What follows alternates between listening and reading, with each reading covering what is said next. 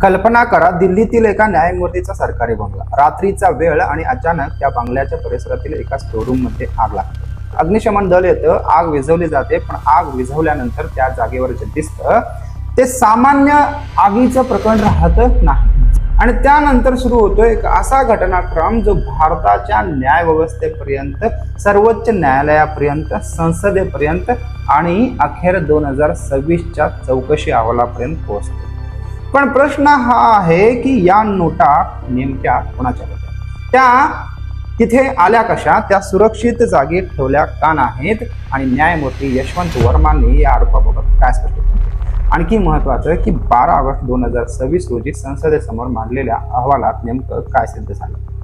आज आपण हे संपूर्ण प्रकरण 14 मार्च 2025 पासून 12 ऑगस्ट 2026 पर्यंत एकही महत्वाचा टप्पा न सोडता समजून घेणार आहोत.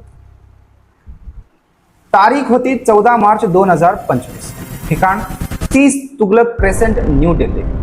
हे दिल्ली उच्च न्यायालयाचे तत्कालीन न्यायमूर्ती यशवंत वर्मा यांचे अधिकृत निवासस्थान होते. त्या रात्री त्यांच्या अधिकृत निवासाच्या परिसरातील एका स्टोरूम मध्ये आग लागली. रात्री साधारण 11:43 वाजता अग्निशमन दल घटनास्थळी पोहोचली आणि आग विझवण्याची कारवाई सुरू झाली.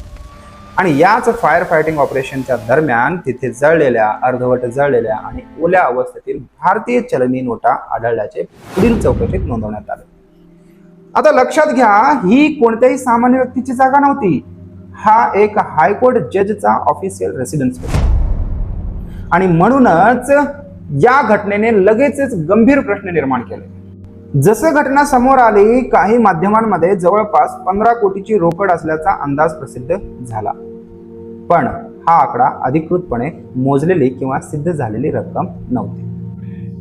आता प्रश्न होता, या रोकडीशी न्यायमूर्ती वर्माचा संबंध काय. न्यायमूर्ती वर्माने आरोप पूर्णपणे नकारले. त्यांच्या बाजूने मांडण्यात आलेल्या भूमिकेनुसार ही रोकड त्यांची नव्हतीच. त्यांना तिच्याबद्दल माहिती नव्हती. आणि स्टोर रूम हा त्यांच्या मते एक प्रकारचा जनरल डम्पिंग स्टोरेज एरिया होते. त्याने हेही मांडले की त्या जागेला स्टाफ किंवा इतर लोकांची ऍक्सेस म्हणजे कोणीही येऊ जाऊ शकत होता. आणखी एक गंभीर शक्यता त्याने मांडली, ही आपल्या सोबत किंवा आपल्याला अडकवण्यासाठी केलेली कॉन्स्पिरसी असू शकते. म्हणजे सुरुवातीपासूनच 2 वेगवेगळ्या बाजू होत्या. नोटा तरी सापडल्या आणि दुसरीकडे त्या माझ्या नाहीत, असं वर्मा यांचं म्हणणे आहे. आता चौकशीचा प्रश्न झाला, खरं कोणतं.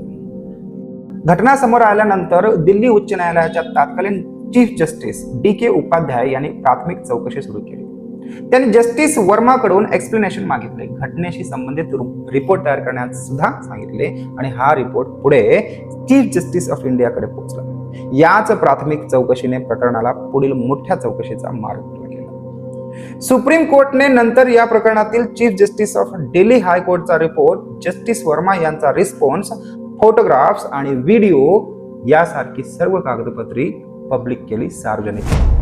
ही बाब अत्यंत असामान्य होती, कारण एका सिटिंग हायकोर्ट जजच्या विरुद्ध आरोपांची संबंधित सामग्री सर्वोच्च न्यायालयाच्या वेबसाईटवर सार्वजनिक करण्यात आली. 22 मार्च 2025 रोजी सुप्रीम कोर्ट कॉलेजियमने जस्टिस यशवंत वर्मा यांना त्यांच्या पॅरेंट हायकोर्ट अलाहाबाद हायकोर्ट येथे ट्रान्सफर करण्याची शिफारस केली. पण सुप्रीम कोर्ट रजिस्ट्रीने एक महत्वाची क्लॅरिफिकेशन दिली. ही ट्रान्सफर अप्रुव्हल जे काही प्रपोजल आहे, इन हाऊस इन्क्वायरी पासून स्वतंत्र आणि वेगळी होती. म्हणजे बदली झाली म्हणून चौकशी थांबली नाही, आणि चौकशी सुरू आहे म्हणून बदलीचं कारण तेच आहे असंही अधिकृतरित्या सांगण्यात आलं नाही. आता प्रकरण निर्णायक टप्प्यावर पोहोचलं. 22 मार्च 2025 तत्कालीन chief justice of India justice Sanjeev Khanna यांनी 3 सदस्यीय इन हाऊस इन्क्वायरी कमिटी स्थापन केली. या कमिटीमध्ये जस्टिस शील नागू, जस्टिस GS सांधवालिया, जस्टिस अनु शिवरामन या समितीला आरोपांची चौकशी करण्याची जबाबदारी देण्यात आली. त्याच वेळी दिल्ली हायकोर्टच्या चीफ जस्टिस यांना जस्टिस यशवंत वर्मा यांना ज्युडिशियल वर्क असाइन करू नये असं सांगण्यात आलं. 3 मे 2025 पहिल्या चौकशीचा अहवाल. आता सगळ्यांच्या नजरा होत्या इन हाऊस इन्क्वायरी कमिटीच्या रिपोर्टकडे. 3 सदस्यीय समितीने आपला रिपोर्ट 3 मे 2025 रोजी तयार केला आणि 4 मे 2025 रोजी तो चीफ जस्टिस ऑफ इंडिया यांच्याकडे सबमिट केला. ही माहिती आहे, ही माहिती सुप्रीम कोर्टच्या ऑफिशियल प्रेस रिलीज मधून पुष्टी झालेला तथ्य आहे. म्हणजे 14 मार्चच्या आगीपासून सुरू झालेली चौकशी आता एका औपचारिक निष्कर्षापर्यंत पोहोचली होती. त्यानंतर आणखी एक मोठा टप्पा आला. 8 मे 2025 रोजी सुप्रीम कोर्टने अधिकृतपणे सांगितले की चीफ जस्टिस ऑफ इंडिया यांनी प्रेसिडेंट ऑफ इंडिया आणि प्राईम मिनिस्टर ऑफ इंडिया यांना 3 सदस्यीय समितीचा रिपोर्ट पाठवला. जस्टिस यशवंत वर्मा यांचा 6 मे 2025 चा जो रिस्पॉन्स देखील त्यासोबत पाठवण्यात आला होता. आता प्रकरण न्यायालयीन चौकशीच्या पलीकडे संवैधानिक रिमूव्हल प्रोसेसच्या दिशेने जाऊ लागले. मग आपल्या मनात प्रश्न येतो की ही जी संसद आहे, संसद या प्रकरणात का? भारताच्या संविधानात हायर ज्युडिशरी मधील न्यायाधीशांना पदावरून हटवण्यासाठी विशिष्ट प्रक्रिया आहे. यासाठी जजेस इन्क्वायरी ऍक्ट 1968 अंतर्गत चौकशीची प्रक्रिया वापरली जाते. 2025 मध्ये जस्टिस वर्मा यांच्या रिमूव्हलसाठी संसदेत मोशन आणण्याची प्रक्रिया सुरू झाली. दोन्ही सभागृहामध्ये खासदारांनी समर्थन दिलं आणि अखेर 12 ऑगस्ट 2025 रोजी लोकसभा स्पीकर ओम बिर्ला यांनी जजेस इन्क्वायरी ऍक्ट अंतर्गत 3 सदस्यीय चौकशी समिती स्थापन केली. आता ही चौकशी संसदीय वैधानिक चौकशी बनली. आता नवीन चौकशी समिती तयार झाली. म्हणजे स्पीकरने स्थापन केलेल्या समितीत सुरुवातीला justice Arvind Kumar supreme court, justice Mahendra Mohan Srivastava chief justice, BV Acharya senior advocate यांचा समावेश होता. नंतर जस्टिस श्रीवास्तवा यांच्या रिटायरमेंट नंतर justice Shri Chandrashekhar chief justice Bombay हायकोर्टचे होते, यांनी त्यांची जागा घेतली.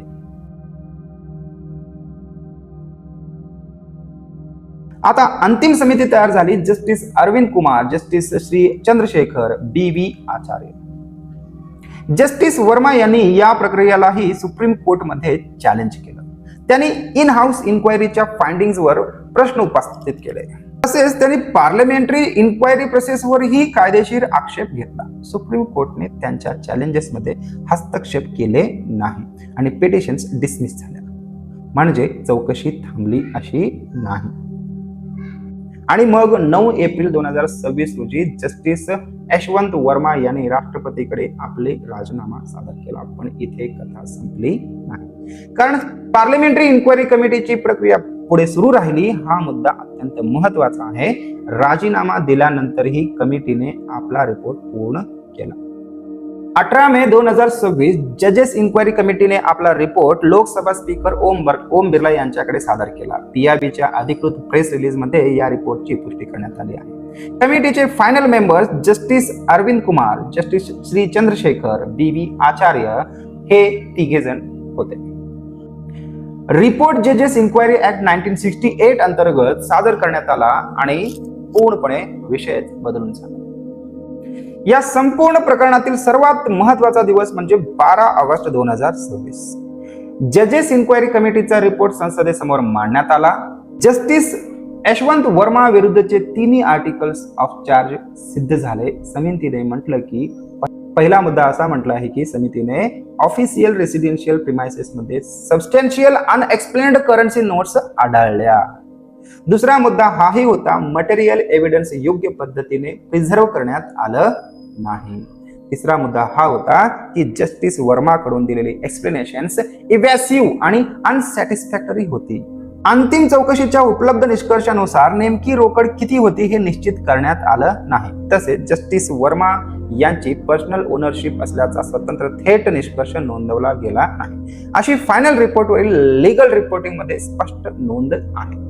समितीचा निष्कर्ष मुख्यतः असा आहे की रोकडची उपस्थिती अनएक्सप्लेन्ड होती, मटेरियल एव्हिडन्स प्रिझर्व्ह करण्यात आलं नाही आणि जस्टिस वर्मा यांचं एक्सप्लेनेशन सॅटिस्फॅक्टरी नव्हतं.